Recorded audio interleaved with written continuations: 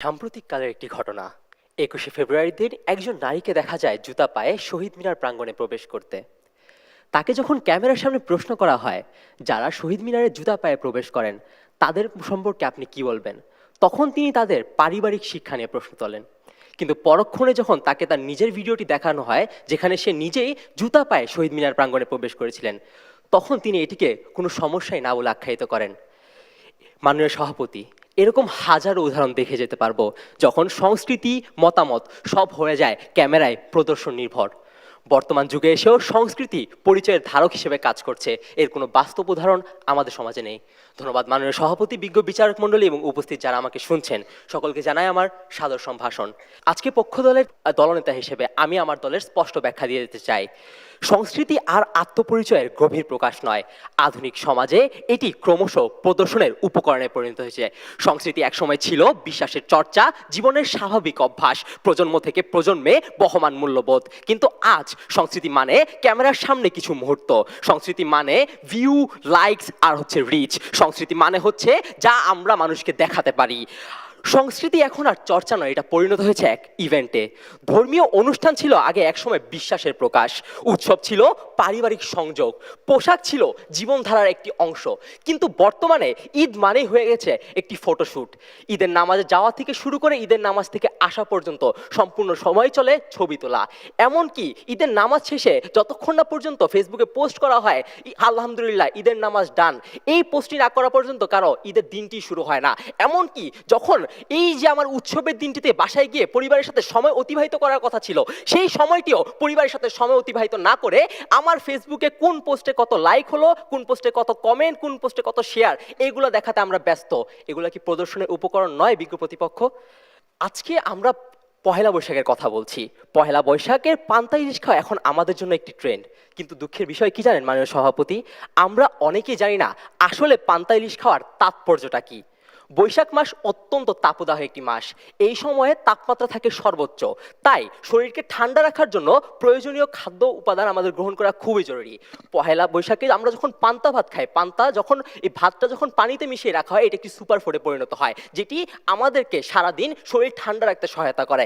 কিন্তু আমরা এই ট্রেন্ডের খাতিরে বর্তমানে শুধুমাত্র পহেলা বৈশাখ এই একটি মাত্র দিন পান্তা ইলিশ খেয়ে আমাদের নিজেদেরকে বাঙালিয়ানা পরিচয় দিতে প্রকাশ করি। কিন্তু এই যে সম্পূর্ণ মাস জুড়ে, যেখানে আগে আমাদের পূর্বপুরুষেরা এই সম্পূর্ণ তাপদাহ মাস জুড়ে পান্তা ইলিশটা খেত, যেটা আমাদের পরিচয়ের অংশ, সেটা কিন্তু আমরা এখন আর করছি না।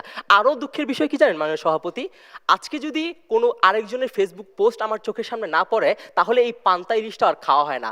আমরা শুধুমাত্র এই পান্তা ইলিশটা খাই এই ফেসবুকে একটি পোস্ট দেওয়ার জন্য। যে সংস্কৃতি বছরের 365 দিন আচরণে থাকার কথা ছিল, তা প্রায় একটি অনুষ্ঠান নির্ভর হয়ে গেছে। আমরা একটি অনুষ্ঠানের নাম দিয়ে দিয়েছি এবং ওই অনুষ্ঠান নির্ভর কাজ করি। এই জিনিসটা আসলে কখনো তাই আমাদের পরিচয়ের অংশ হতে পারে না বিজ্ঞ প্রতিপক্ষ। সোশ্যাল মিডিয়া সংস্কৃতিকে পরিচয় থেকে প্রদর্শনে রূপান্তর করেছে, আর সংস্কৃতি আর ভিতরের বিষয় নয়, এটি পারফর্মেটিভ একটি আইডেন্টিটি হয়ে গেছে। আগে আমরা সংস্কৃতি পালন করতাম আমাদের পরিচয় হিসেবে, এখন আমরা সংস্কৃতি পালন করি দর্শকের জন্য, বিশ্বাস প্রকাশ করি অডিয়েন্সের জন্য, ঐতিহ্য ব্যবহার করি ব্র্যান্ডিংয়ের জন্য। আজ 21শে ফেব্রুয়ারির দিন যখন এক কলেজ পড়ুয়া শিক্ষার্থীকে প্রশ্ন করা হয় আজকে কি দিবস বলতো, তখন বলে আজকে তো বিজয় দিবস। পরবর্তীতে যখন তাকে প্রশ্ন করা হয় যে এই ভাষার জন্য আমাদের 21শে ফেব্রুয়ারির দিন কতজন মানুষ শহীদ হয়ে গিয়েছিল, তখন সে উত্তর দেয় 30 লক্ষ। মাননীয় সভাপতি, এইসব বলতে আমার কষ্ট হয়। আজকে আমরা আমাদের পরিচয়কে, আমাদের সংস্কৃতিকে, আমাদের ইতিহাসকে আমরা সব ভুলে যাচ্ছি। আমরা শুধুমাত্র এই অনুষ্ঠান নির্ভর কার্যকলাপ করছি।